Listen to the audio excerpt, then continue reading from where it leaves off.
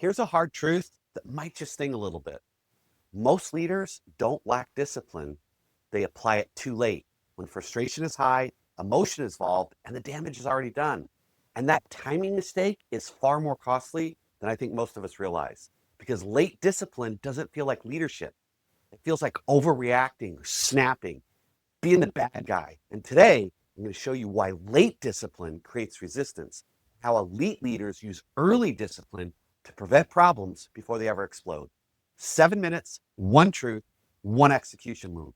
And if you're a leader who's just tired of repeating themselves and you're just tired of trying to get agreement and execution and nobody follows through, and you're worn out carrying the weight of everybody else's performance, you're in the right place. I'm Chris Hunsicker, and this is the Dealership War Room. This isn't motivation.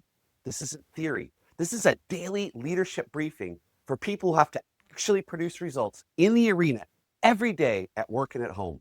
You're in the war room now, so let's get after it. Here's the pattern so many of the leaders I coach fall into. A standard slips just a little. You notice it, but you let it go.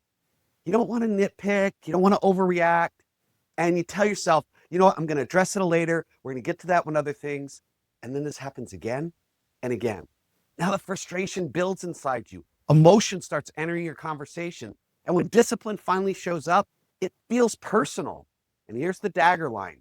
Late discipline feels like punishment, even when it's justified, even when you're right, and even what you're saying is correct. That is why teams get defensive. That's why trust erodes. And that's why leaders regret the conversation afterwards. How many times have you had a conversation where you let the frustration build up, you got way too intense, you had the conversation, and then when you walked away, you're like, man, I blew that. Most leaders think discipline fails because their people are just too sensitive. Maybe our culture is too weak, or even that the standards are too high. I'm going to tell you that's not it.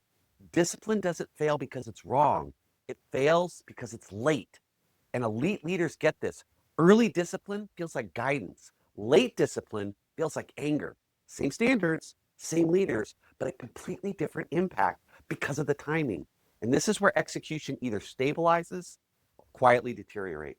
So here's today's execution move. Simple and powerful. I call this the early intervention rule. The moment you notice the standard slipping, even slightly, address it calmly and immediately. Not with emotion, not with a lecture, just clarity.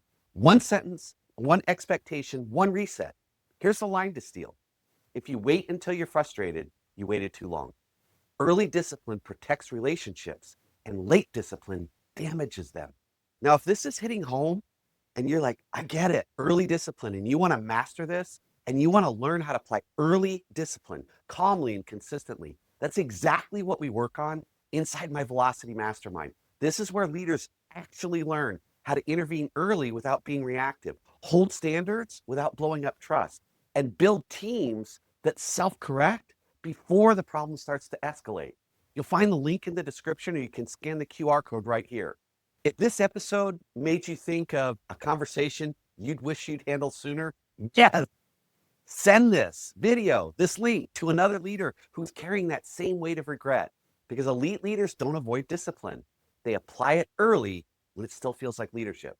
So today, go in, early discipline, look for those first couple of things and jump in and create some leadership fire in your store today. And I'll see you tomorrow in the Dealership War Room.